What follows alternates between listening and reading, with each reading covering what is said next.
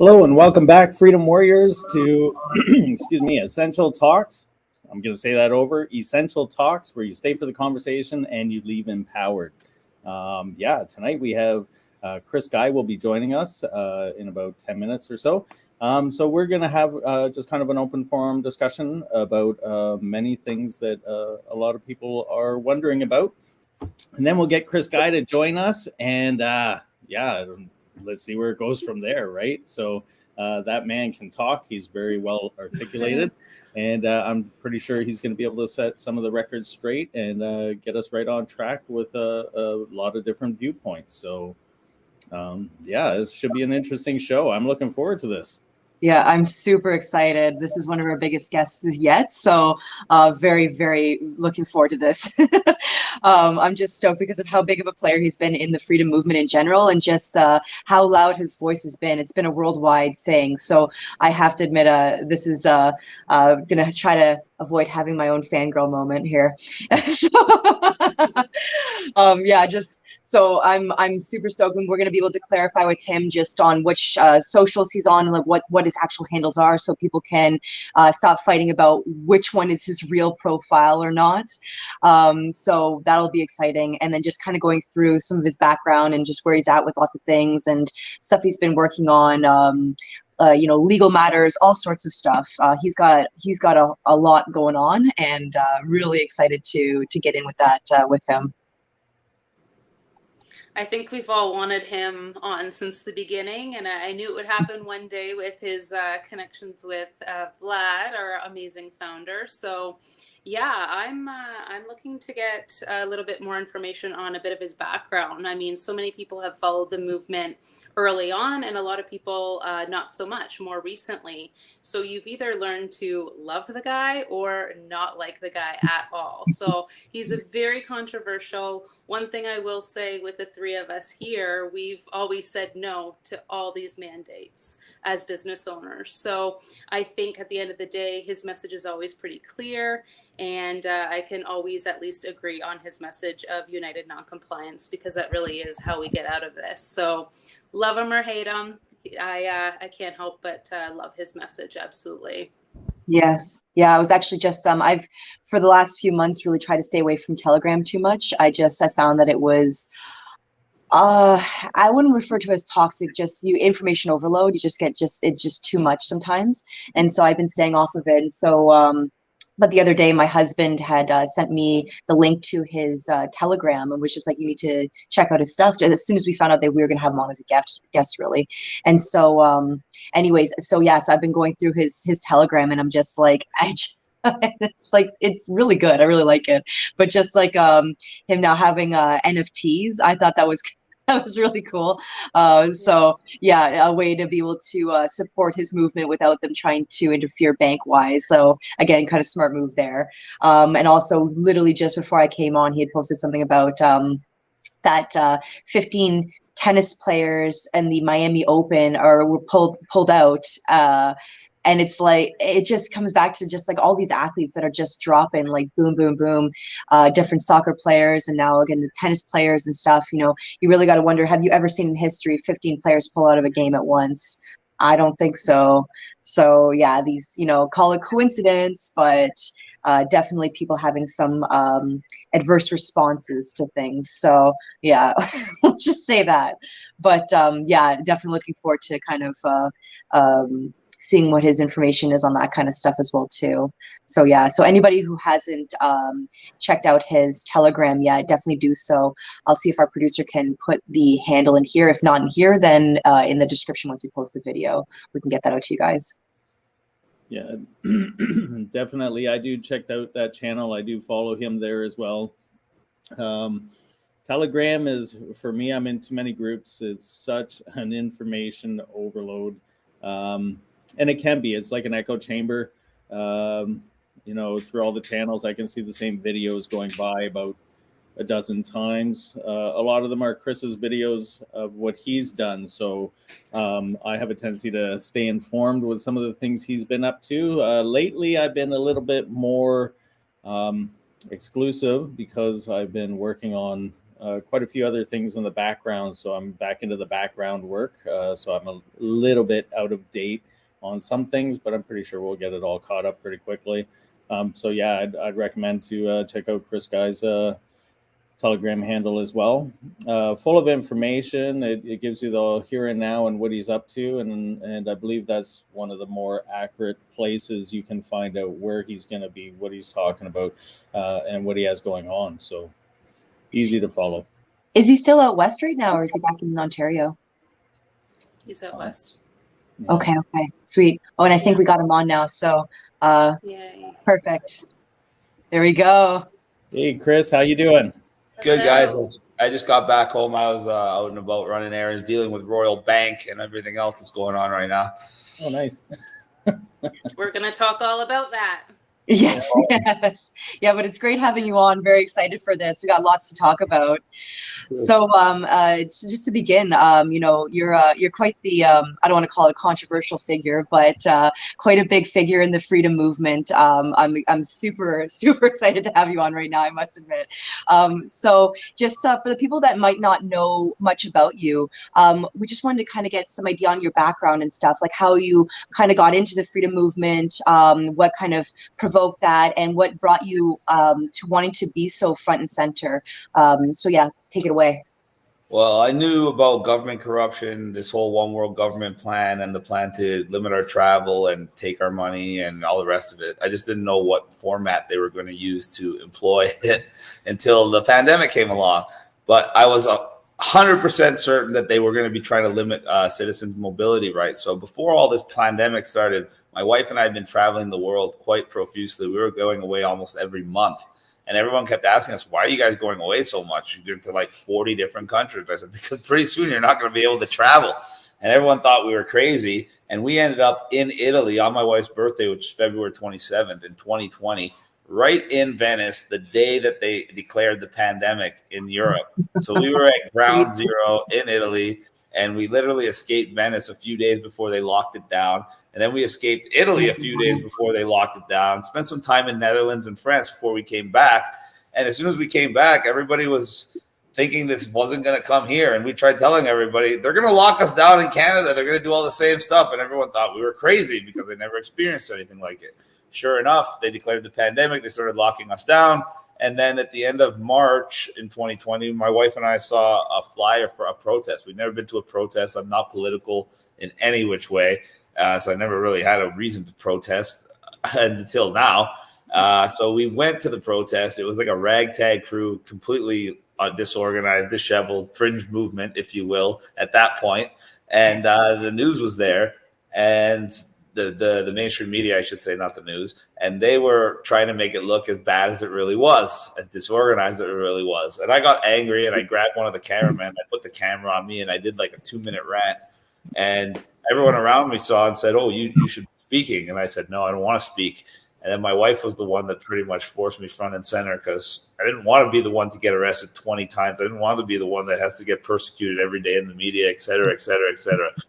But they say with power comes responsibility. And apparently I had the knowledge and I had the way to unite people and I had the right message. So I started speaking to people. I started different initiatives like the nonprofits Back to Work and MAD, Mothers Against Distancing. I did events all over the world.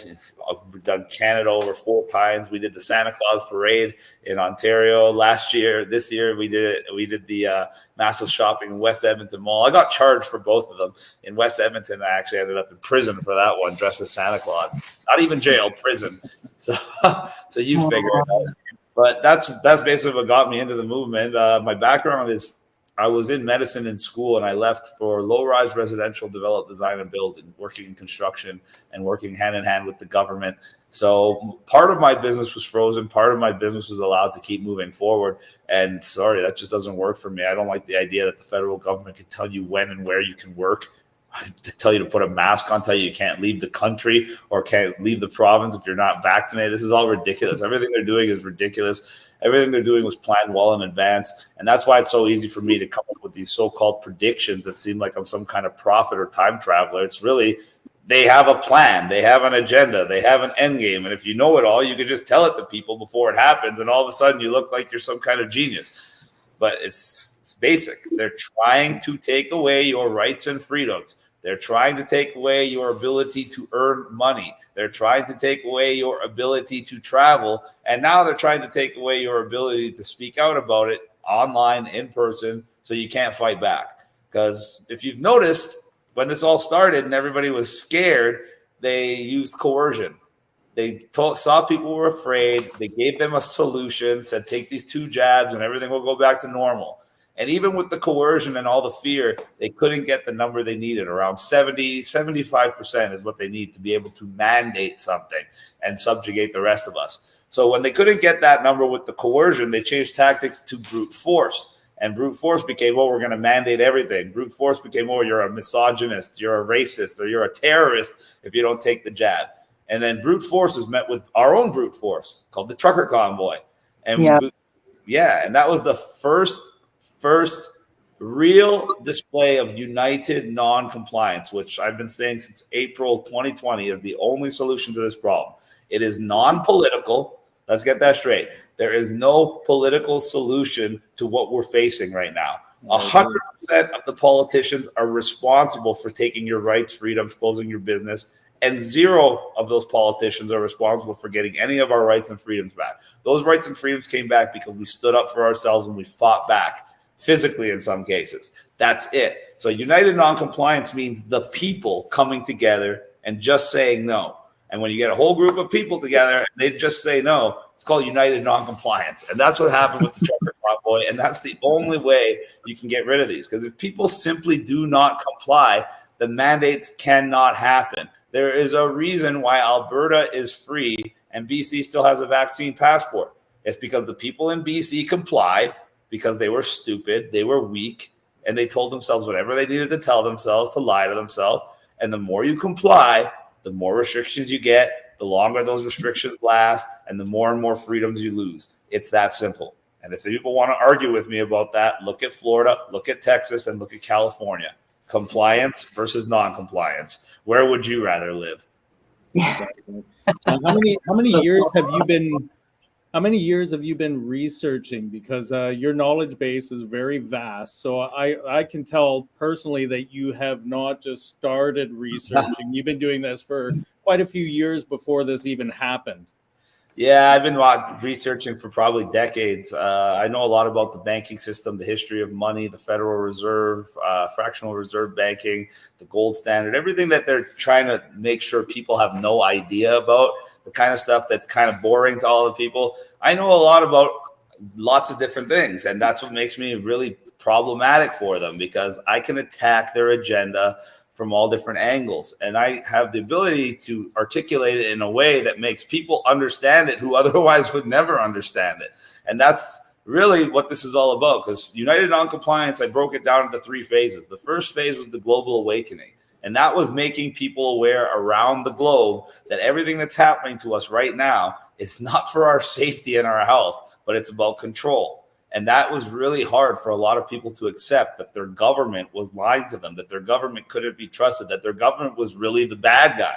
But that's happened. We have billions of people around the world now fully awake, fully aware. The elevation of the global consciousness has been achieved. So we moved on to phase 2. And phase 2 was taking action. And we've taken action in many ways: mass-free shopping, protesting, protesting against the vaccine passports, lawsuits, trucker convoys, you name it, we've done it. We've done everything we can to try to get our freedoms back. And we got a little bit of freedom back. But that was just them changing tactics once again. They went from coercion to brute force, and now we're at subterfuge.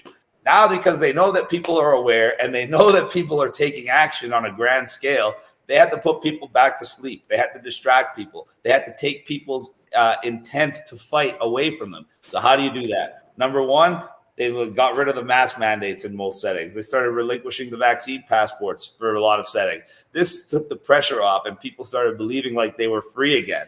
Then they started this stupid, pathetic war in Ukraine, where we're supposed to care more about what's happening in Ukraine than what's happened to us the last 2 years and what's still happening to us now. But that was beautiful for them, because not only did it bring a lot of people back to sleep and bring a lot of people back under the heel of the mainstream media, it also further divided the freedom movement, because there are some people that were into the freedom movement that are now standing with Ukraine, basically making themselves irrelevant. So that was another genius move that they used. And while we're distracted, they haven't stopped. They're moving ahead full steam. They're passing laws like the Bill C-11 and such for online speech. They're passing injunctions like they just did in Calgary to make it illegal to protest. I was just there. It was the end of my 2-week tour. We were in BC for 2 weeks. We had a different stop every single day.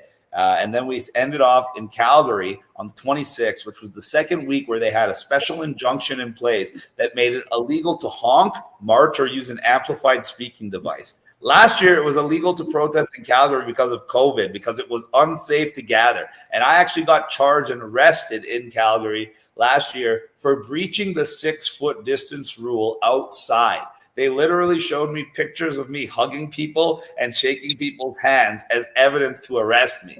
And obviously that went to court, and it actually ended up in court the day before I arrived in Calgary for my latest event. So on March 25th, 2022, my arrest in Calgary for breaching the 6-foot distance rule went to court, and it got thrown out, obviously, as 99, most of my charges already have, except the ones that they keep postponing. And then the very next day I was in Calgary and I heard of this injunction, and I thought it was absolutely friggin' ridiculous. So I went up on stage in Princess Island Park and I did my speech while holding a megaphone, like a loaded firearm, basically. That's what the equivalent was, because if you use it, you can go to jail. And then from there, I actually wanted to unite the protest groups, because I found out there were 2 separate groups protesting on the same day in Calgary, which makes absolutely no sense. It's literally the polar opposite of united non-compliance. So when I did my speech, I said, we got to march to the courthouse. Everyone's over there. And we started doing it. And when we got we were about, I'd say 85% of the way there, we got swarmed by police who grabbed me, arrested me for allegedly speaking a few words through a megaphone, took me to jail, and then without a bail hearing, took me right to prison, which was the order on the injunction. So I got reprocessed into a prison facility. While they're processing me, they try to COVID test me, which I always decline. They know I'm not jabbed. So then all of a sudden I got treated like Hannibal Lecter. I got separated from the rest of the people being processed. I got put in a little cage, and I mean a cage. It was about 4 feet wide and 2 feet deep, all plexiglass.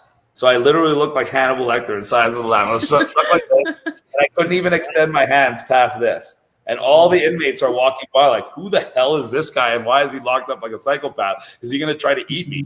That was the look I was getting from people. And I was stuck in there for about 2 hours. And then they came and they finally processed me, which, if everybody knows, that means they strip you down naked in front of other men, literally make you lift up your balls and dick, then turn around and bend over and spread your asshole open to make sure they got nothing inside you. Then they put you on a body scanning machine that scans you twice to make sure you didn't shove something really far up there. Then you can get processed. Then since I hadn't been tested and I'm not jabbed, they said I needed to go to isolation. However, they also said isolation was full, so they were putting me in general population with everybody else. But I had to go in a cell by myself, and I wasn't allowed any contact with any of the other inmates. So what does that mean? Well, they're all getting their hour and 15 minutes of exercise twice a day, and they can access the gym, the shower, the TV, the library, each other, et cetera, et cetera. I had to wait my turn for everybody else to be finished, and my turn simply never would come.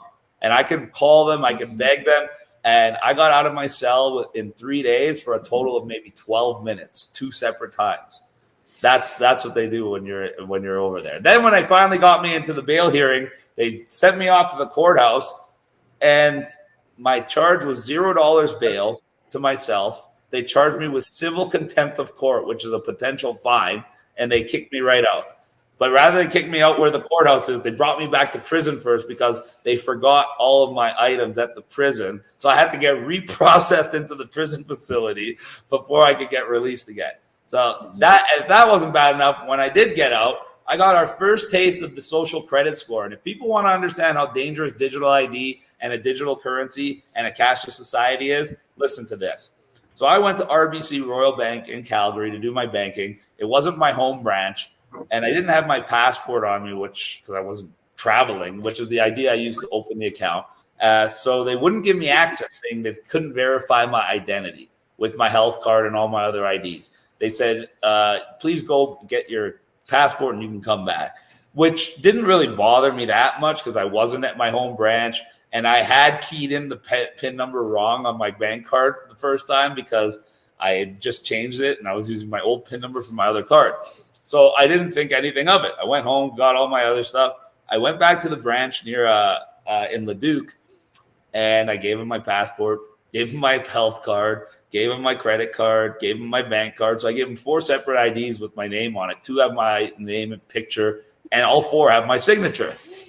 They told me they still couldn't verify my ID. I was like, that's really strange. And then they called the RCMP on me for trying to access my own bank account. Well, I got really pissed off and I left, went home, called all these people in RBC, made all these complaints. Finally got someone on the phone and said, okay, I got a branch for you can go to and speak with the manager. So I went there. This time, not only did I bring my 4 IDs, on RBC's own website, which states all you need is your government-issued photo ID to access your account, it says you can bring somebody else to help verify your identity. So this time I even brought my wife with me, with our marriage license, with her U.S. passport, with her Canadian driver's license. I had the phone on file with the phone number attached to it. I accessed the email that they had on file. I even opened my e-statements in that email for the account in question. I showed them the last wire transfer I made from BC, by the way, which was not my home branch, for the amount of money, the place it went to, etc. Even Google searched myself and showed them literally millions of photos of me. And they tried telling me, oh, I'm sorry, sir, we still can't verify your identity. At this point, I was like, okay, this is absolutely ridiculous. And I was videotaping the whole thing. So I kept my cool because I knew everything was being videotaped and I wanted them to look as ridiculous as absolutely possible. Then the manager tells me she agrees it's ridiculous and she's going to call the fraud department to help me sort it out. So at that point, I thought they were actually trying to help me. I stopped recording and she asked my wife and I to wait. She goes into the office and disappears for about 15 minutes. And then 3 police squad cars show up and the MMA police run inside looking for this disturbance. And the first thing they say to me is, why are you trying to cause a disturbance? Literally trying to set me up to be arrested. And the lady emerges and I go, excuse me, officers, the only reason I'm here is because they won't give me access to my account, pretending they can't verify my identity, which I'm sure you can verify for them right now. And the only reason I'm still here is because this woman said she was calling the fraud department on my behalf and asked my wife and I to wait. And if you don't want to believe me, you're happy to look at the video that I just recorded. And when RBC found out I had recorded a video, they kicked me out right then and there. They're like, you have to get out of here. I talked to my home branch. They wouldn't even help. I made a complaint to the ombudsman, which is the banker union that looks at all the banking institutions in Canada. So I made a complaint to them.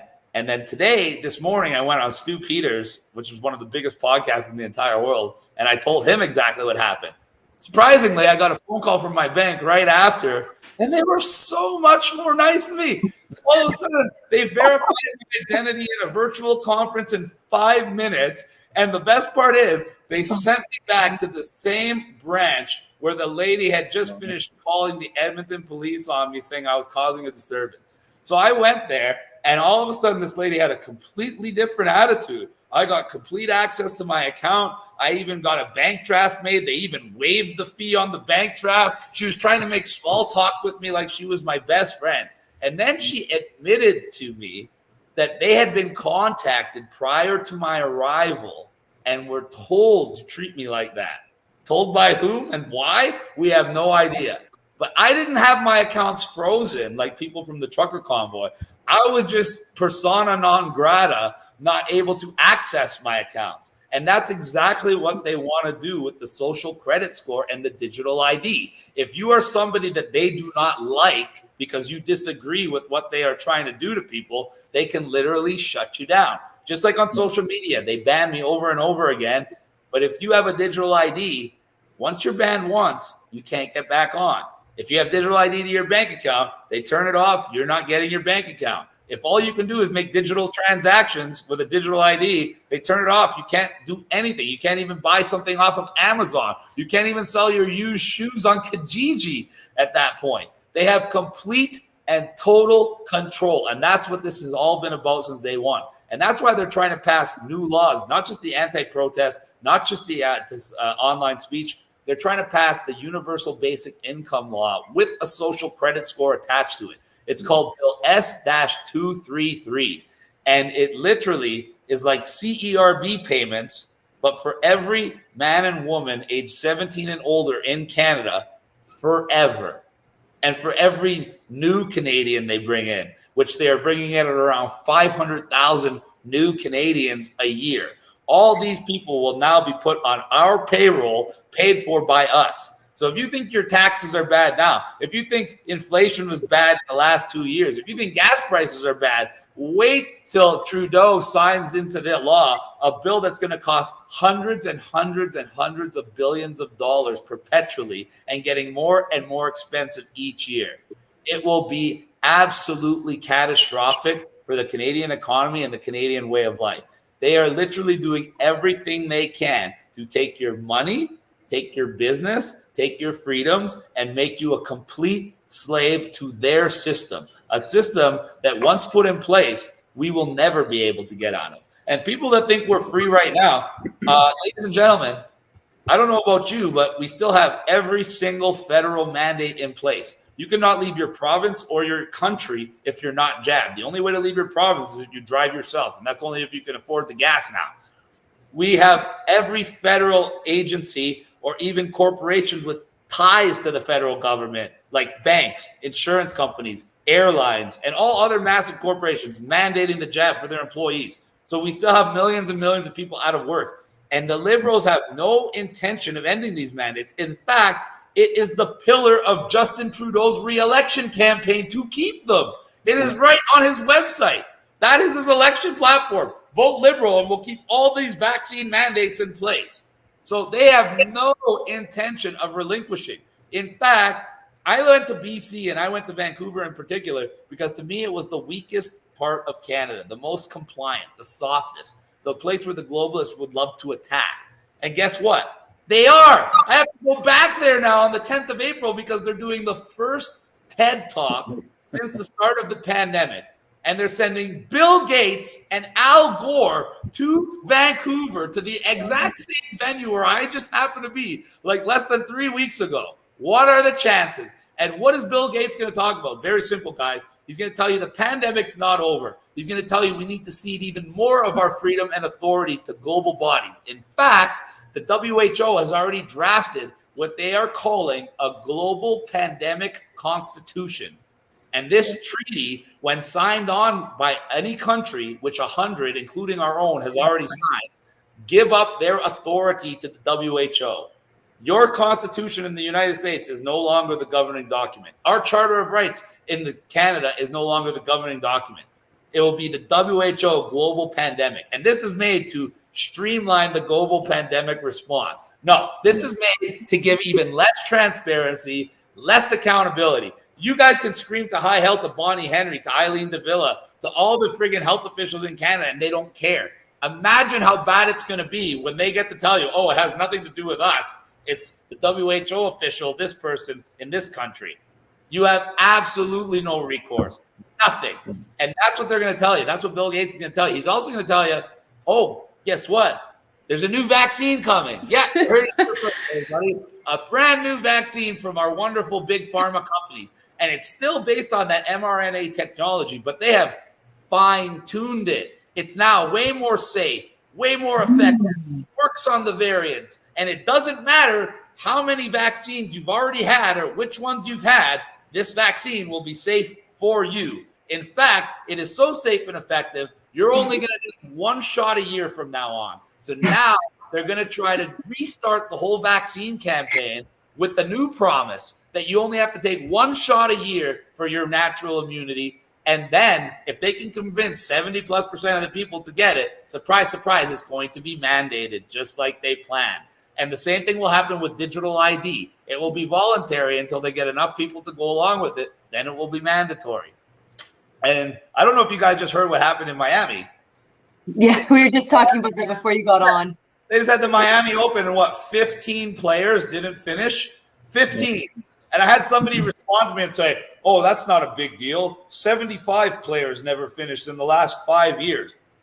How many tournaments do they have a year? Dozens? So what is that? Hundreds and hundreds of tournaments to get 75 people that didn't finish versus one tournament where 15 people did not finish, and people don't see a statistic significance here. It's absolutely appalling. It's absolutely disgusting. And we need to talk about my new social media platform. I've been telling people for months, thank you, that I've been trying to come out with a free speech platform. I was dealing with a whole bunch of different organizations and corporations and people that were planning their own social media platforms. And one of them stood out to me above all the rest. And by contract, it cannot be censored. You cannot be fact checked. You cannot be banned unless you're doing something actually illegal, like threatening to kill someone or posting child porn or impersonating someone. Other than that, you can do and say whatever you want with complete impunity. And that's it right there. It's friendofvoo.com. Apple has not allowed it on the App Store yet because of the free speech content. They want it to be censored. They want it to be monitored. Android, Google has actually allowed it on the App Store. So you can download it for Android devices from the Google Play Store. For Apple devices or any other devices besides Android, you can get it from friendofvoo.com, or you can go to realchrissky.com and click join, and it'll bring you there. It is going to be, it's a global platform already. You can do everything that you can do on Facebook. It's pretty much an identical scheme as Facebook. And we chose Facebook because it has the highest age bracket. It's got the most users, more than all the other social medias combined. And it's the most familiar for people. So we went with that. And that's why I'm bringing this out to the world. And we're going to start a massive campaign soon all over the world to get millions and millions of people on this, because this is going to be a true free speech platform for free and critical thinkers. And I think it's going to end up taking over, because not even their online censorship bills will be able to touch it, because none of it's being done within Canada. Can you also? No, Sorry, I was just go going to say, can you touch on or confirm your social handles too? Because I know you've been deleted a million times, especially on Instagram, and there's so much confusion with that. Can you just clarify? Okay, so not only did they delete me every other week, they see what theme I'm using for my accounts, and then they make dozens and dozens of fake accounts on every single platform. And they combine that with completely shadow banning me to the point where my story, even if you're following me, my stories won't pop up. And if you're trying to search for me, you literally have to type every single character of my name right down to the last character. Otherwise, the only accounts that will come up every single time are always the fake ones. They are doing everything in their power to try to limit my scope, limit my voice, limit my platform, because they know that I expose everything. That is my official handle on IG right there, at Chris Sky Army 3, the number 3. All the other ones, Chris Sky Army 2, Chris Sky Army 4, Chris Sky Army 5, Chris Sky Army 7, 8, 9. Those are all fake accounts that they made to simply try to make it hard for people to find me. On TikTok, I am at Chris Sky Army 1, because it's like my 5th TikTok account, and they just keep getting taken down. On Telegram, I'm at Real Chris Sky, all capital letters. And don't be fooled by the other one that looks exactly the same, because they use, instead of a capital Real Chris Sky, instead of a capital I in the Chris, they use a lowercase L and all capital letters for the rest of it. So it literally looks identical unless you're really looking. And the only way to notice that it's actually mine is because mine has 72,000 subscribers. Also, for people on Telegram, if you downloaded it from the Google or Apple store, you have a different Telegram than if you go to a web browser and download it from telegram.com. And now I am censored off the Apple and Google platforms. So you may be following me on Telegram, or so you think, but you will not see anything that I post unless you actually go on your web browser, like a Google browser, and type in Telegram Direct Download. You will actually get a completely different Telegram app. Even the logo for the Telegram app looks different on your phone when you download it from there. And then you'll be able to see me.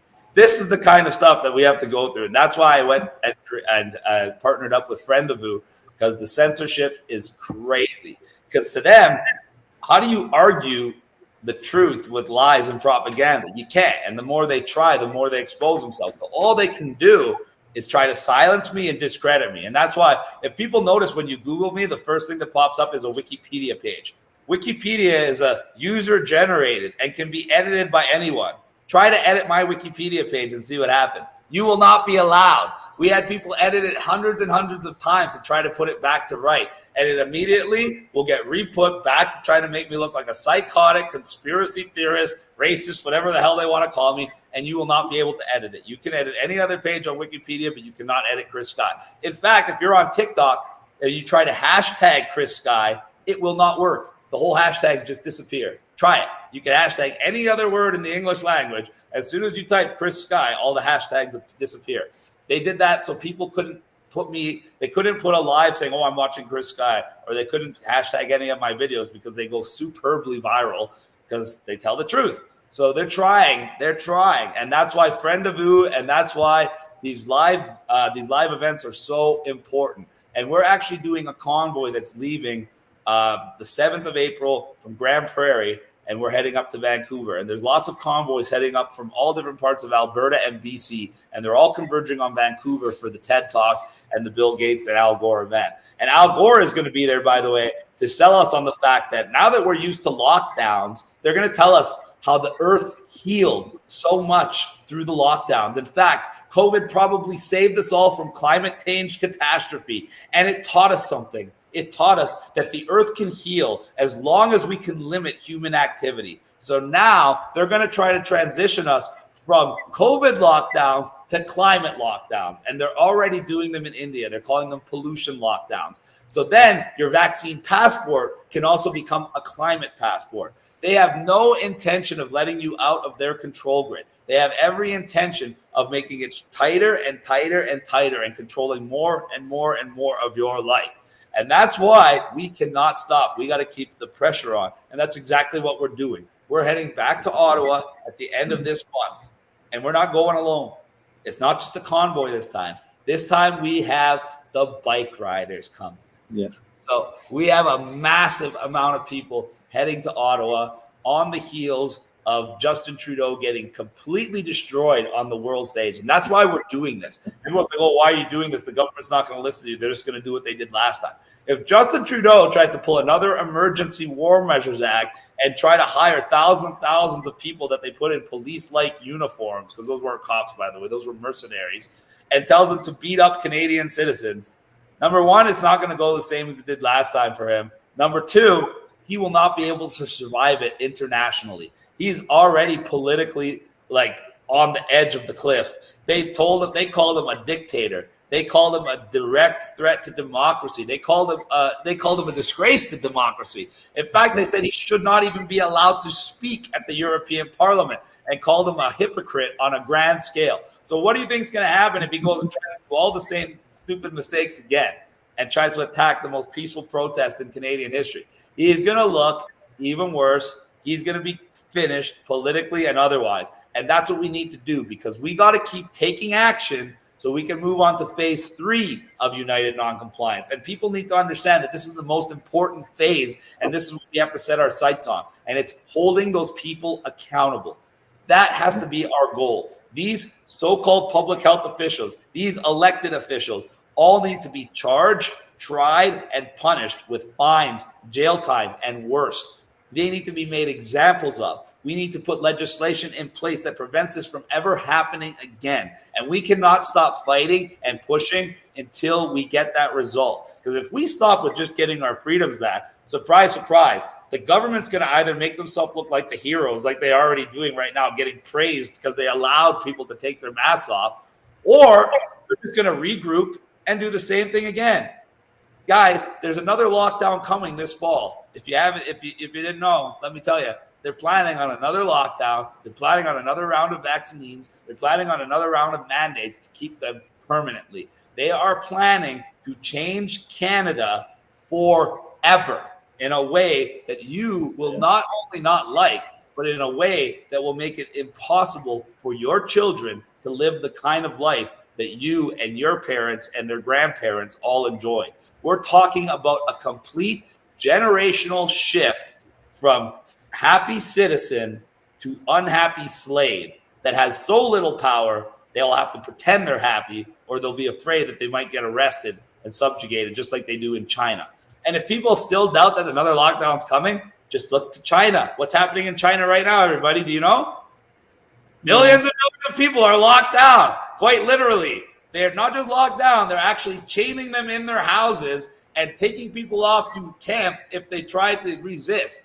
This is what's going on. While the rest of the world is talking about how free they are, China, where it all started, where all the first lockdowns happened, is going through the exact same cycle that happened at the beginning of this pandemic, and the rest of the world is acting like it doesn't have any effect on them.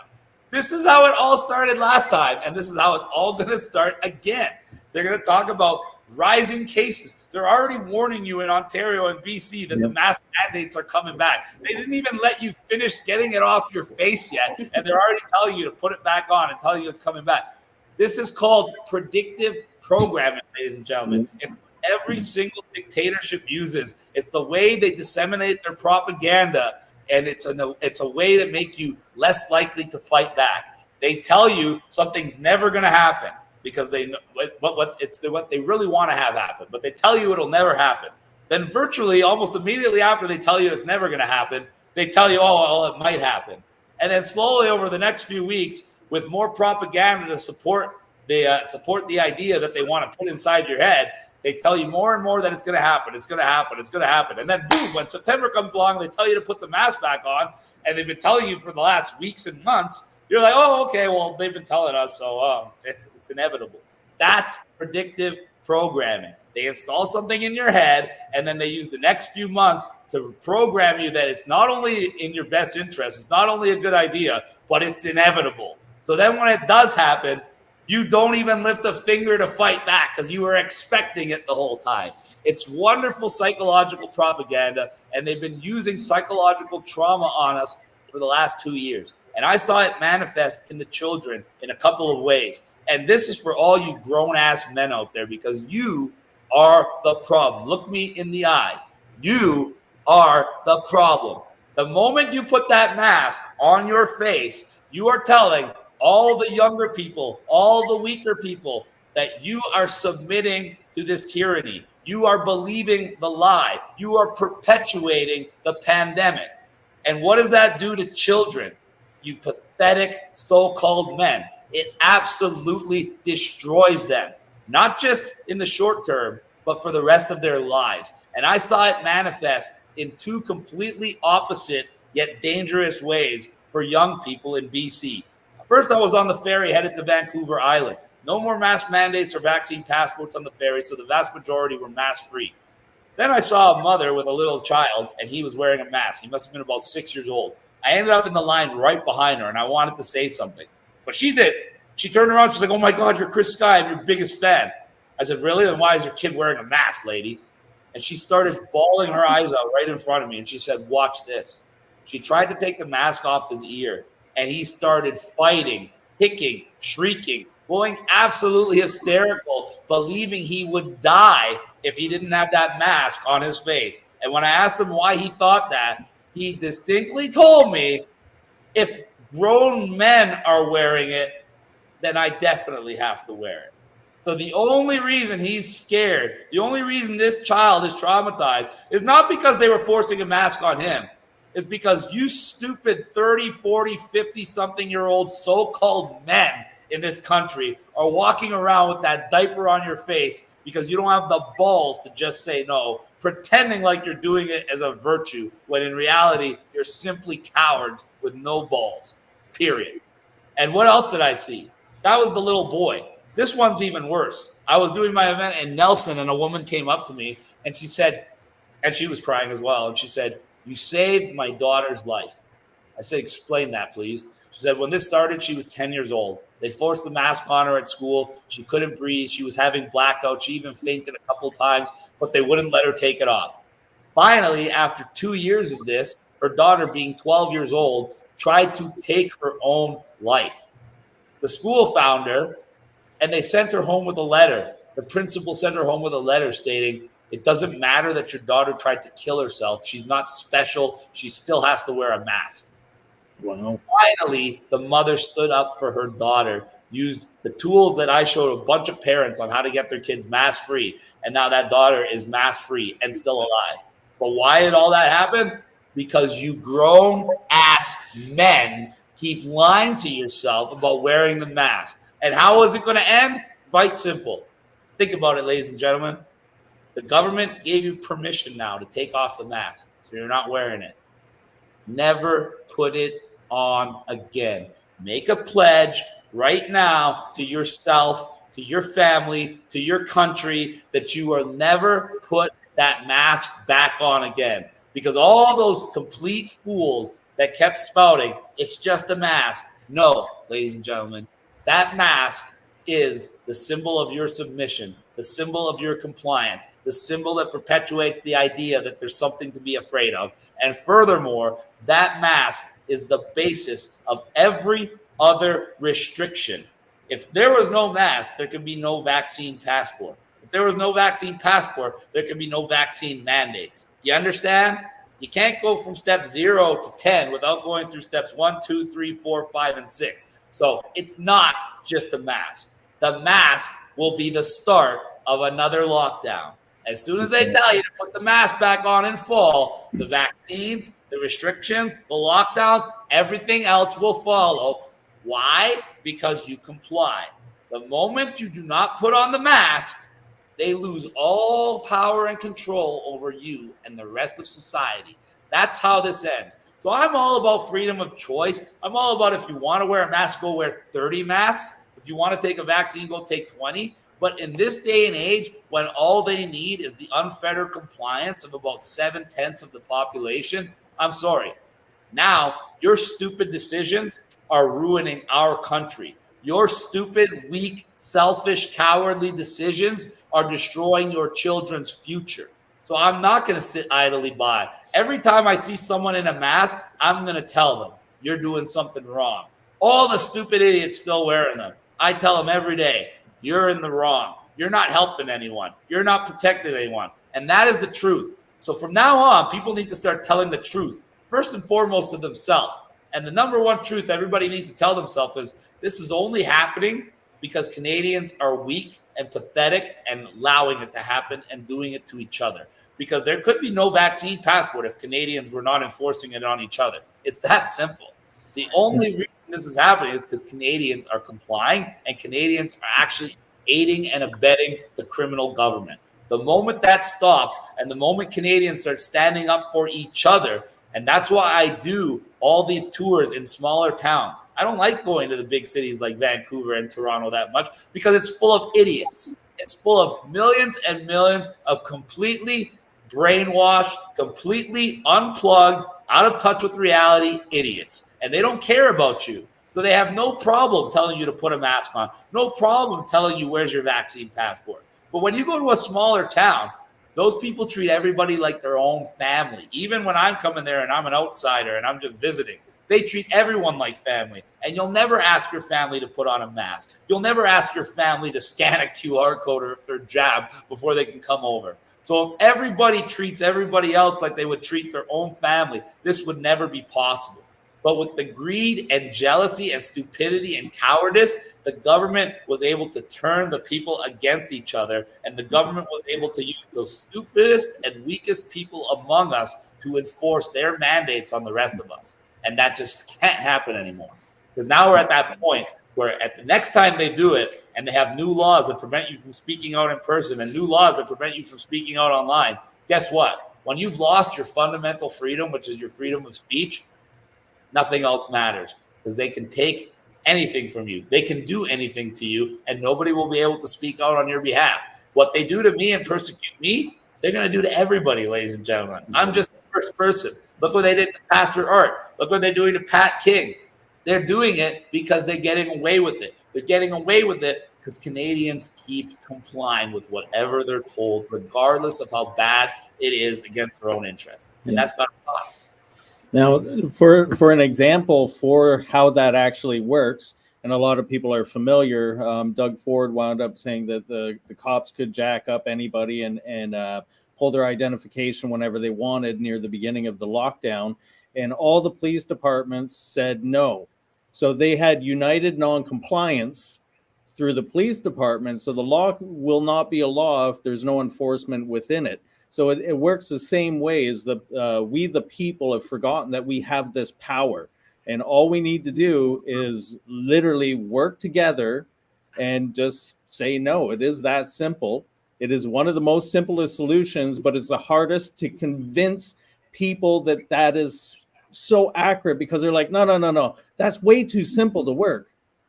It's not that. It's not that. They know it's right. They know it's the only solution. But people are pussies. People do not want to do anything. They do not want to take responsibility. Canadians are the world's scared children.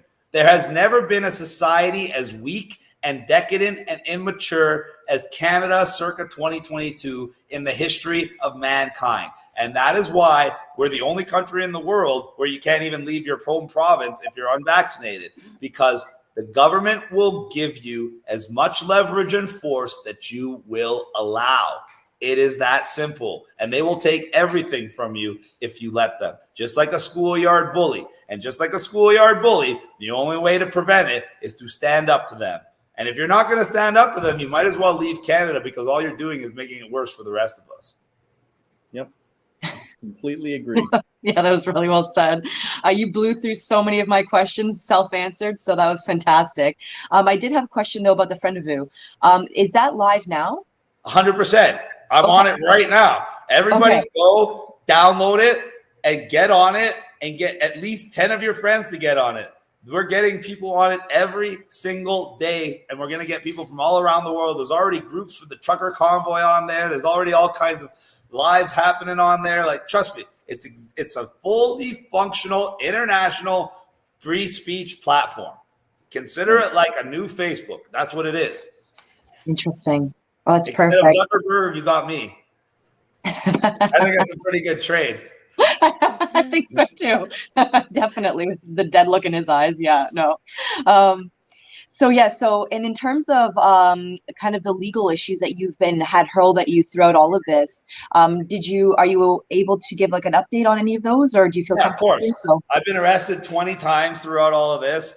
The main charges that I had on me, which were completely ridiculous, were the ones that they're using to give me the most conditions, are allegedly threatening to kill a whole bunch of premiers, assault with deadly weapon on police officer, and dangerous operation of motor vehicle. That was all in one. And that was all based on the word of a man named Rob Carbone. And if everybody knows who that is, he was the guy that was pretending to be the leader of the Republican Party, until I found out he is a career con man and fraudster. And he was literally just taking people's money for absolutely nothing. He was literally taking people's money for fake investment purposes. And when I actually had the evidence, including wire transfers and communications against him, and I was going to go public and have him exposed and have him charged civilly for fraud, all of a sudden, I got arrested for supposedly threatening to kill him and all these other people. And he lied and said that he had a tape recording of me threatening to kill all these people. So that was the evidence that they used to arrest me, this man's word.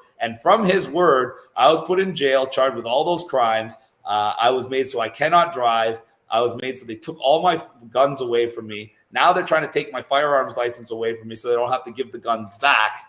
And of course, in the media, they made me look like a psychopath that wants to kill and hurt people, including police officers. Reality, for all those ridiculous charges, the evidence was so flimsy because he never gave this supposed recording that doesn't exist. That was in May, and they gave him until December of 2021 to give the recording, which he never did because he was just lying from the beginning. My bail was only set at $5,000 for all those three charges. It should have been 150 to 250 grand if they had any legitimate evidence for any of those crimes. But they're all completely made up. They're all complete bullshit. And they've been postponing and postponing and postponing and postponing and postponing, because the day I get my day in trial is the day that they all not only get embarrassed and that man gets exposed and probably charged with obstruction of justice and perjury if he's stupid enough to go and try and testify. They're going to have to drop those charges and say that they lied about everything. They also arrested me for beating my wife back about 6 months ago. It was the day after I got arrested in Manitoba. I got arrested in Winnipeg, Manitoba, and I embarrassed them because the day before I knew they were going to arrest me, I had my lawyer call Manitoba and Ontario police to make sure I had no warrants anywhere in the country, especially in Winnipeg.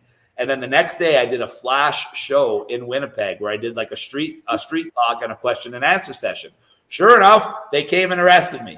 I asked them right then and there, I'm like, is the warrant from today? And they said, no, it's an old warrant. And right away, I knew that they had done something corrupt, and I did not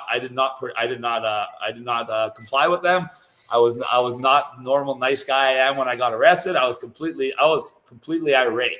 And I told them, you guys are fucked, because when I get to jail and I get my phone call, my lawyer is going to call your commander, and he's going to give all the evidence from yesterday that showed that I had no charges anywhere in the country as of last night. So how did you guys pick me up on a warrant today that's backdated from months ago? Because not only will it show that I didn't have a warrant yesterday, it's going to show that this warrant that just magically appeared on the computer at the exact same time when I happened to be speaking in their city, but the warrant was dated for months before for something I had already got charged and went to court for. So it was a complete clusterfuck of bullshit. And then when I got my phone call and I told my lawyer exactly what I said happened, they were forced to give me a bail hearing right away. And they threatened me not to tell the judge anything or else. That's what the police said to me in Manitoba. So obviously I told the judge everything, and they had no choice but to let me out of jail. And I immediately made a viral video that within hours, they had to make a mainstream media article debunking everything I said, which they couldn't do, obviously. And then 15 hours later, as I was still driving home to Ontario with my wife and Z, my little Muslim counterpart, I got arrested in Blind River, which is middle of nowhere, Ontario, by like 6 or 7 cops and 4 cruisers, because apparently somebody said they saw me push my wife. Once again, I got arrested based on the word of somebody else. No evidence whatsoever. All it takes to arrest this guy is someone to call 911 and make up any bullshit they want, and the people will come and arrest me. So the police came to charge me. They asked my wife what was going on. She told them nothing. She actually even showed them her legs and everything they wanted to see for looking for bruises. Z was right there, said I had done nothing. I was in a gas station parking lot, so I said, why don't you guys just look at all the cameras? Forget what somebody just told you. Why don't you look at the cameras, spend a half hour here so we don't waste everybody's time? Nope. They took me to jail, and they wanted me to sign a form that said I wouldn't be allowed to communicate or live with my wife if I wanted to be released. Already I can't drive, couldn't fly, took my guns. Now I won't even be allowed to live at home or talk to my wife, who's the one that drives me everywhere. So I told them, no effing way. I'd rather go to jail, and I'd rather see the judge in the morning. So they kept me in jail overnight. I went to see the judge in the morning, and I got bail to get out with some stupid conditions. Guess what? As soon as that went to court, the judge threw it out after watching the first 6 angles of the friggin' security footage. Just completely withdrawn. But they didn't say that in the newspapers. In the newspapers, I'm still Chris Sky, woman beater, wife beater. Chris Sky, assault with deadly weapon on police officer. So on top of that, I also got arrested in Thunder Bay for the most ridiculous and illegal charges. This was during the lockdowns where we weren't allowed to have any like outside events. And I was driving through Thunder Bay on part of my tour. And I was just stopping there because it's the last stop before I could get to the next place. And I needed to spend the night. So I even called the official police liaisons that deal with the protests and everything and told them, I'm coming through Thunder Bay. I know there's an emergency order in Ontario that's preventing protests, so I'm not doing an event. And at this time, the emergency order was you couldn't be anywhere with more than 6 people. And I told the police officer, I'm like, I could go to Dairy Queen in Thunder Bay. If I'm there for more than 10 minutes, 100 plus people are going to show up in the parking lot because it's not quite often that I'm in Thunder Bay. He's like, I understand that. We won't arrest you for something like that. So to take it even further, I went on the radio in Thunder Bay and did a radio show and told everybody I would not be hosting an event for that specific purpose. And in fact, they would be hosting an event in my honor at the park where I wasn't even going to be present, but people could go and socially distance and listen to one of my recent speeches. So we did it completely by the book. These people went to a completely different park. I was with Z by myself at the War Memorial, and we went live. All the people noticed where we were. I guess they recognized it. So they all showed up to the War Memorial. I didn't know. And I was like, oh, God, this is going to be bad news. So I got into a car and I left the War Memorial. The police ended up showing up at my hotel that night. They tried to arrest me on site, but I was smart enough not to leave in my own car. I left in somebody else's because I had a feeling they were going to try. So now I was at my hotel, and the people who owned the hotel were my fans, so they wouldn't let the police in the hotel. So they called me up in my room and said, Chris, you're under arrest. Come downstairs. I'm under arrest for what? They're like, oh, for breaching the emergency order. So we're going to arrest you. I said, well, that's ridiculous. It's 12 o'clock at night. You're going to arrest me just so I can spend the night in jail? I'm like, I'd rather just spend the night in my hotel room since I know you guys can't come in here and get me. They said, well, we'll just wait here for you. I'm like, okay, I'm going to bed. I'm going to watch a movie. I'll eat breakfast, and I'll come out tomorrow around 10:30. You guys still going to be there? And they hung up on them. They immediately and they're like, if you come out now, we'll just give you a promise to appear, so we won't take you in. We won't arrest you. You won't be in cuffs. I said, let me call my lawyer. I called my lawyer. He said it's a good deal. I went downstairs. I was actually smoking a joint with the police. Well, not with them, just in front of them, while we discussed in the parking lot the terms of my arrest and release. And they slipped into the fine print in my release conditions, must abide by the emergency orders. And I didn't think anything of it at the time. And my lawyer said that's a stupid condition. We'll be able to get it removed by the Crown because it's completely illegal, because they can't give you a condition on something that's already a law. For instance, if you're a heroin addict and you got arrested for possession of heroin, they can't make a condition of your release he can't possess heroin, because already possession of heroin is a crime, but it's a crime where it's a misdemeanor. Once they make it a condition of your release, it becomes an arrestable criminal offense. And that's what they did with me. They made a condition of my release that I have to abide by the emergency order. So now anybody else in the country will get a fine when they break an emergency order. Me, with that condition, they could use it as an excuse to charge me with a breach of my conditions and arrest me for a criminal offense with up to 2 years in prison. However, it's completely illegal and unconstitutional, as we stated, with Supreme Court court cases to back this up. But that didn't stop them from using that to arrest me whenever they wanted. For instance, when I went to Hamilton to speak, I was arrested for speaking to more than 100 people based on the condition of my release. So rather than just charge me with a fine, they actually arrested me. And this was the same day that Trudeau was in Hamilton talking to more than 100 people. So it was okay for Trudeau, but for me, I got arrested. And my bail, I had to get 2 separate bail sureties, not one. And my bail was set at $25,000 for speaking to 100 people. And I was banned from the city of Hamilton, Ancaster, Stony Creek, and all this other wonderful stuff. Now, by comparison, Tamara Litch, the supposed main organizer of the trucker convoy that was responsible for organizing the largest protest in the history of the world, the largest police operation in the history of Canada, and a Canada-wide emergency order, was released for 1 bail surety and $20,000 bail. We'll just leave that out there. So that's the kind of stuff they would do to me. And finally, I got that condition revoked as well. I got off the charges for Thunder Bay. I got off the charges for Hamilton. Virtually every charge they've given me, as soon as it goes to court, they either withdraw the charges, which because they don't even want a judge to look at it because it's embarrassing, or they'll stay the charges. So it's less embarrassing for them. So it looks like they actually had a reason to charge me. The reality is, from those 20 arrests, I have never committed a crime. I have never done anything. So they're going to end up having to relinquish all those charges. And then they're going to have some really serious explaining to do about how a guy can get arrested all over the country dozens and dozens of times, have to pay bail each and every time, yet never actually been convicted of a crime ever in his life.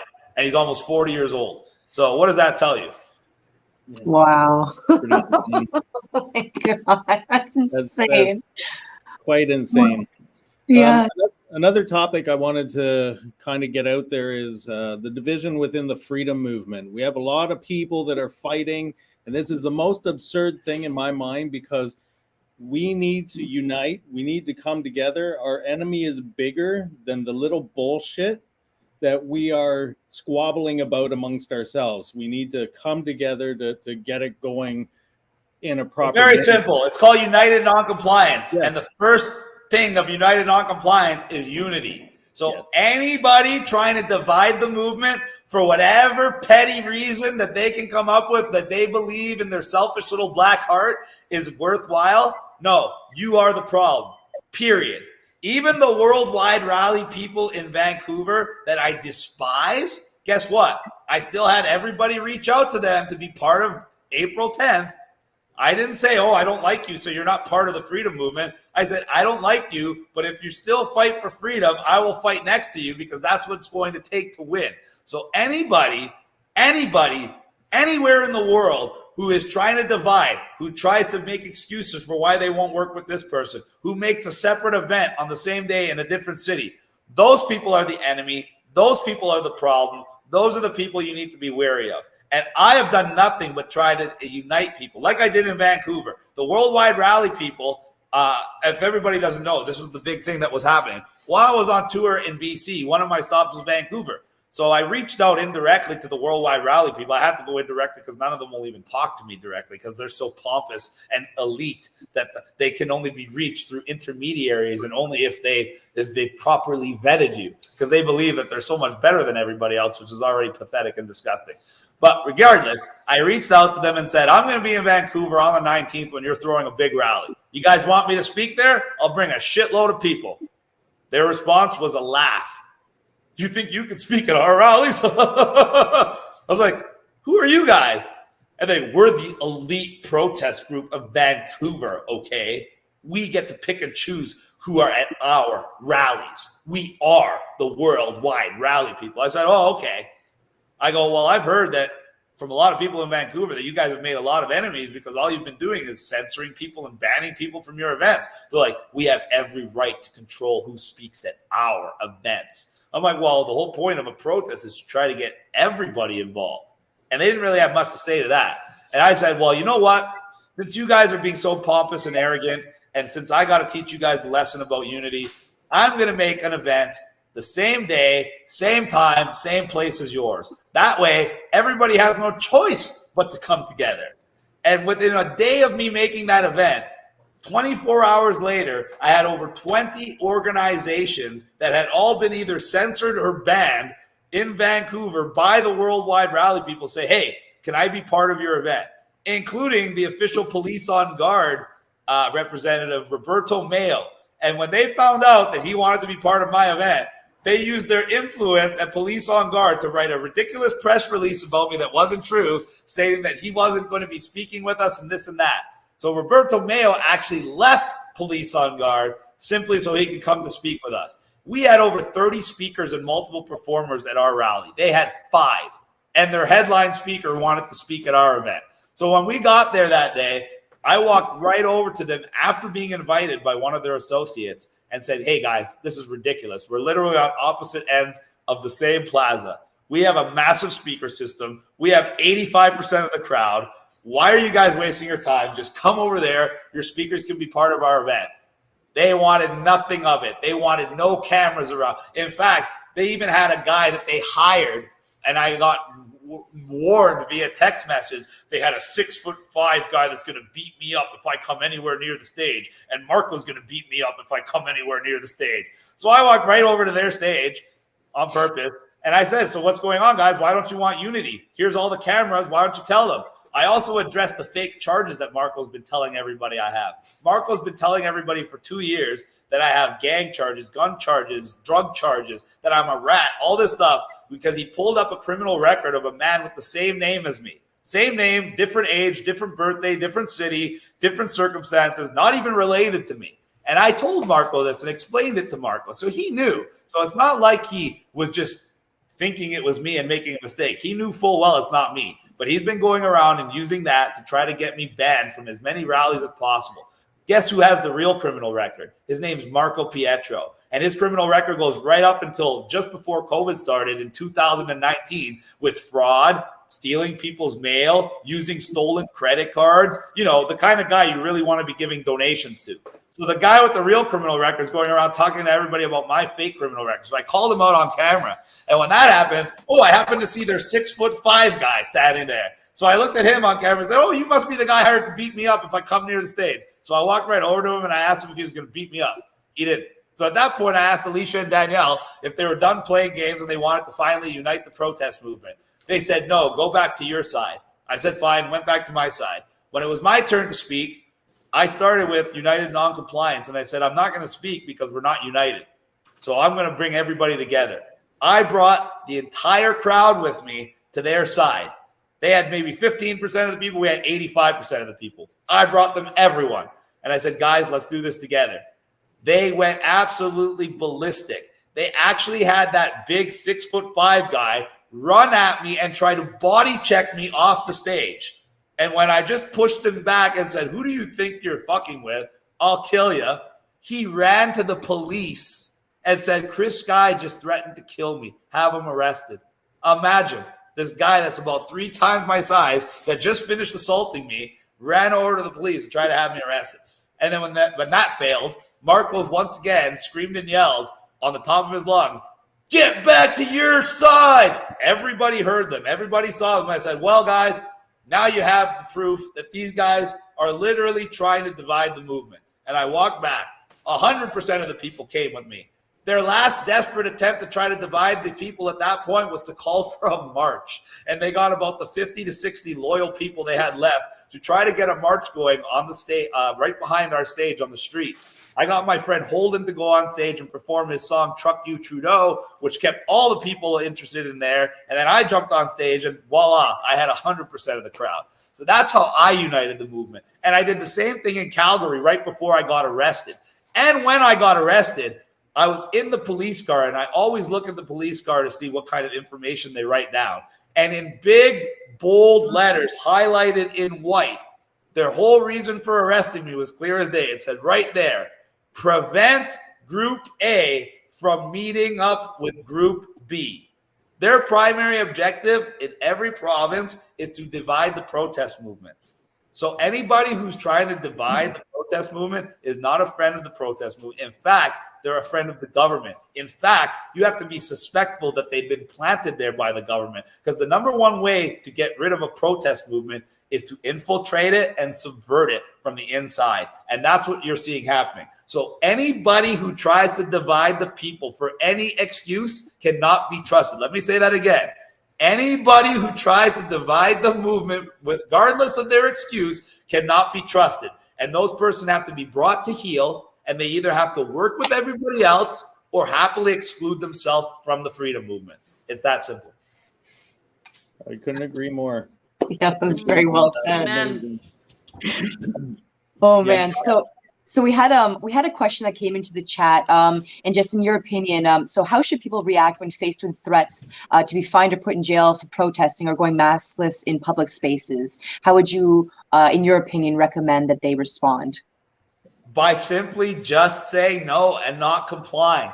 Like, you think they're really going to arrest you? They arrest me to try to make an example of me. And what happened? They arrested me and they had to kick me out of the jail without even charging me for bail. So I'm not asking you all to go get arrested. I'm asking you to fight for your freedom. And for fighting for freedom for the average person, that is simply just saying no. Simply. That's all you got to do. Not wear the mask. Walk into the grocery store. When the little old lady at the door tells you, why aren't you wearing a mask? You say, because I'm exempt. That's simple. When they try to put the vaccine passport, go to the mall, grab your food and sit down. When they say, where's your vaccine passport? Say, I don't have one because I don't need one. What are they going to do? Call the RCMP and have you dragged off to jail? Guys, you got to have a little bit of balls. I'm not expecting you to walk on water or walk on hot coals here. I'm expecting you to stand up for yourself like you would if some random person came up to you and tried to take your purse, or a random person came up to you and tried to slap your kid. You got to stand up for yourself. That's exactly what's going on every single day. And you're just sitting there and letting it happen. I literally watch parents make excuses while their kids come home in tears with rashes on their face from the mask.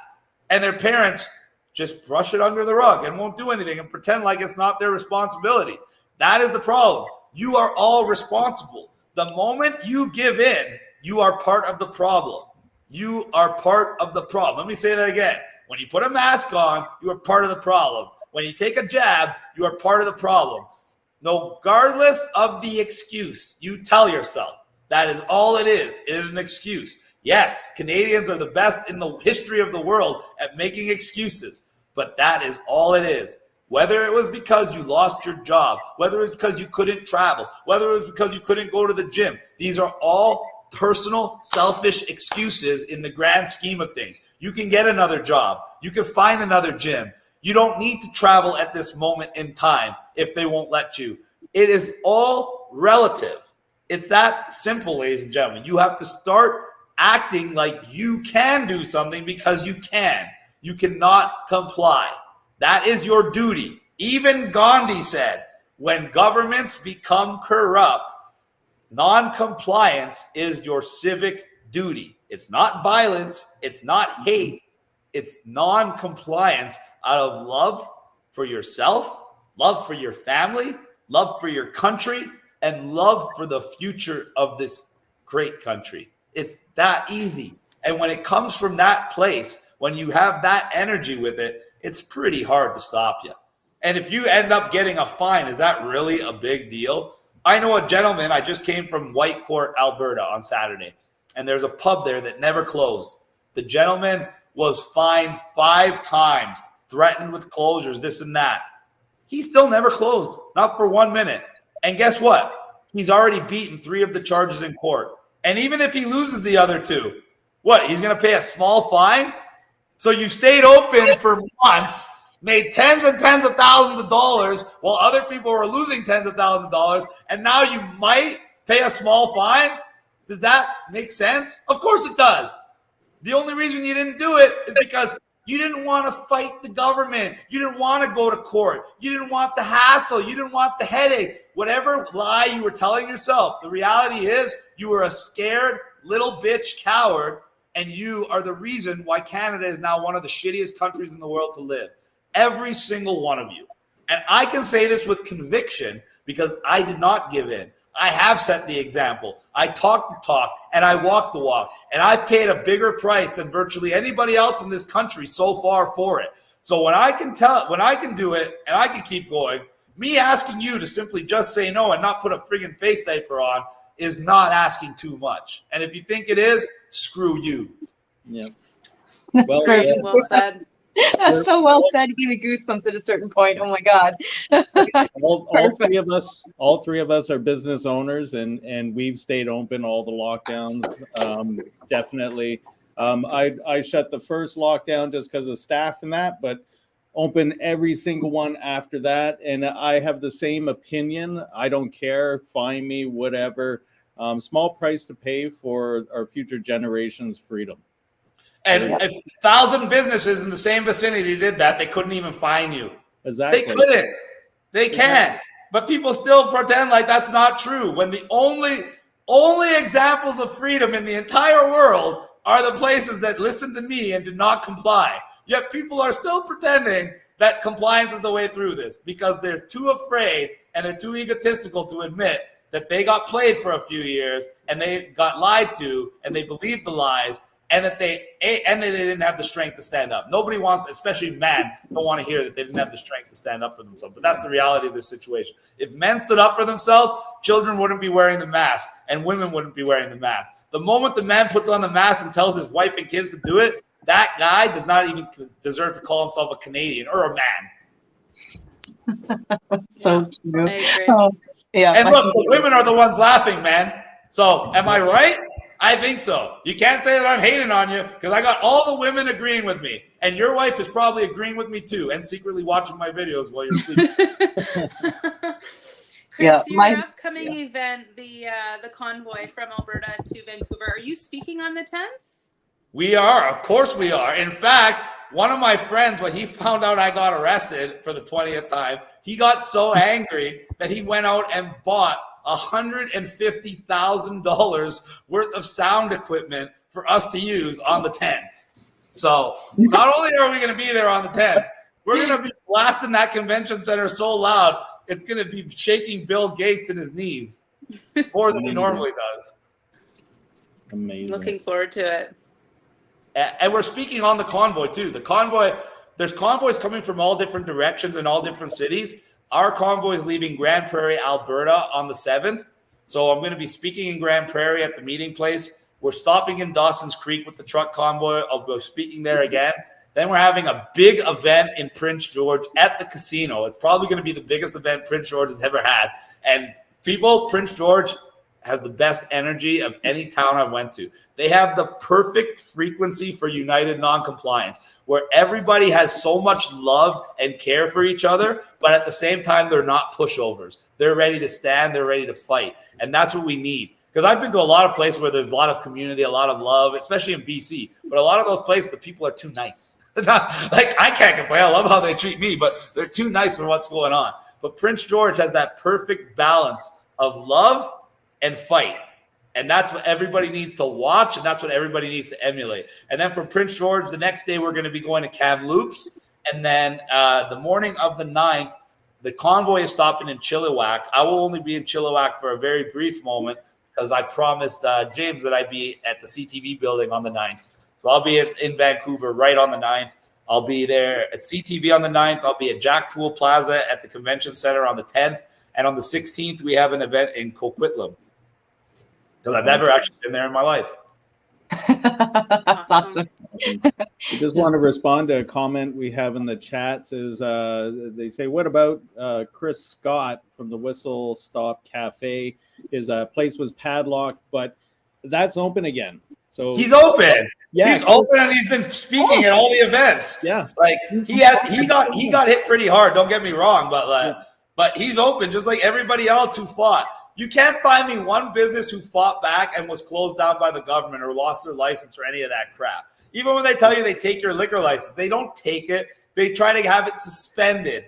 There's a big difference between having your license suspended and revoked. Suspended means you go to court and you're going to get it back because they did something illegal to you. Revoked means you probably gave alcohol to a minor and you're never getting your license to sell liquor back. So it's a big friggin' difference, ladies and gentlemen. We have to actually start paying attention to these differences. Exactly. Word sorcery, I call it. Word sorcery. Yeah. Another quick question. Will you be actually debating Bill Gates? In my wildest dreams, the day that I would ever let Bill Gates talk with me.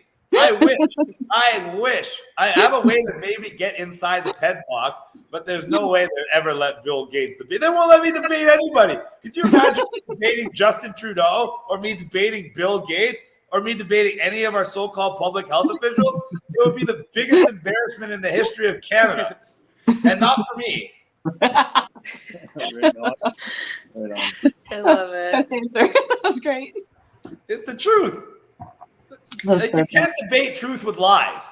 And on top of that, these people are idiots. Like Justin Trudeau is an idiot, certified idiot. So he's not even going to be able to lie well. So he would just make a fool of him. I would even let him have his little earpiece in, and I'd take on all of Justin Trudeau's handlers by myself. Amazing. Oh, that's fantastic. Any last people are minute? pathetic. Yeah, I agree. Anything else, guys? Because I'm getting hungry. We're leaving it up to you, and then we're going to wrap up. Anything that you want to finish with? Any more questions, I'll be happy to answer. Otherwise, I can wrap it up for you guys. That was all the questions that I had. You blew through everything I had. You answered everything. I was looking through my checklist, and I was just like, Danny covered it all. So you did a really good job keeping it going there. That was fantastic. So I'm good. My only thing is I just want to say thank you so much for coming on. That was I do appreciate that. That was huge for us and one of our biggest shows so far. So that was fantastic.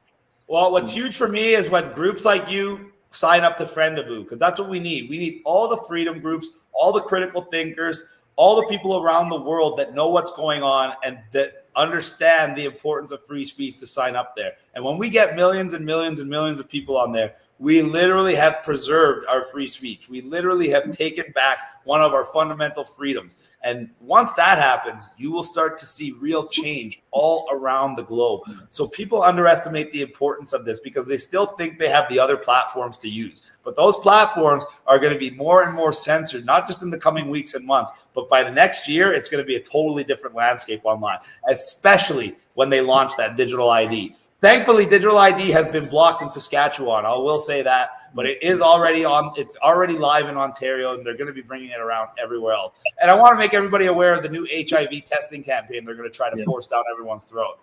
I talk about this briefly in a video, and it went pretty viral. And so I just want to let everybody know where it came from. The UN AIDS Foundation is the biggest HIV foundation in the world. It's owned, operated, and funded by, guess what? The World Bank and the WHO. And now that people have caught on to the COVID lie, they issued a press release in February of this year stating that now we have to focus on the new most deadly global pandemic, which is HIV, because it's killed 80 million people in the last few years, or in the last decades. And this year they found a new HIV variant. Coincidentally, they say it's probably been around for decades, but they've only discovered it after the mass vaccination campaign in the Netherlands. And this new HIV variant is so virulent that they now want to start an HIV testing campaign worldwide, similar to the COVID testing campaign worldwide. In fact, the Queen, the Prince of England have already said it's your civic duty to now go get tested for HIV. And their plan here is, of course, once you get a false positive for HIV, it's not like a false positive for COVID. Your false positive now gives you a positive HIV status for life. You can't have a baby. You have to notify everybody you meet that you have HIV. You have to be forcefully medicated for the rest of your life, et cetera, et cetera, et cetera. And they already have the system in place to subjugate you. It's called a vaccine passport. And the vaccine passport and digital ID show a lot more than just your ID. It shows every single thing about you. It shows your HIV status. It shows your sexual preference. It shows if you have children. It shows if you have a criminal record. It shows your credit score, for Christ's sake. It literally shows every single thing about you. So now they're going to try to convince everybody that you need to get tested for HIV. And the real reason they want to do this is because, as Luc Montagnier, the guy who discovered HIV, has already warned us, these so-called COVID vaccines, which have fragments of HIV, the virus, in them, actually lower your immune function with each shot you get. And I actually had people send me their blood work and verify this. I had people send me their blood work before COVID shot, 5 weeks after the first one, 5 weeks after the second one. And every single sample I got showed a successive drop in white blood cell count for every single COVID shot they get. And virtually everybody after the third shot has a white blood cell count so suppressed that they're basically like an HIV patient, where their white blood cell count is so low that they have no natural immunity to virtually anything. They can get a cut or a cold and it will make them sick beyond belief. And that's why he told everybody right before he died, as a matter of fact, because he's dead now, he told everybody right before he died, if you've taken a third shot, go get tested for HIV and you might be surprised with the result you get. And he's calling it vaccine-induced HIV. So it's not really a real HIV. It's one that you're only getting because you're unnaturally suppressing your white blood cell count with these injections. And in fact, Canada has already jumped on this testing campaign. They have given out 50,000 HIV home test kits to people to try to get this campaign underway. And Saskatchewan is the first province that actually opened 23 HIV testing clinics. And they believe that all the people that were stupid enough to go get tested for COVID will be stupid enough to go get tested for HIV. And the test will be just as accurate. You're going to get 90% of the positives being false positives. So then you're going to get all these people that think they have HIV, and most people are confused with HIV and AIDS. So you're going to get all these people that think like they're going to die, and then they're going to be even more willing slaves of whatever the government tells them to do. Exactly. Wow, what a rabbit hole.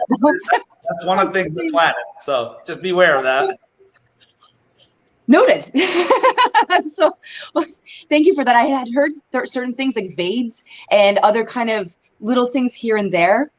But and to bolster this entire theory, one of the very first vaccines that came out in Australia was actually giving people false positive results for HIV tests.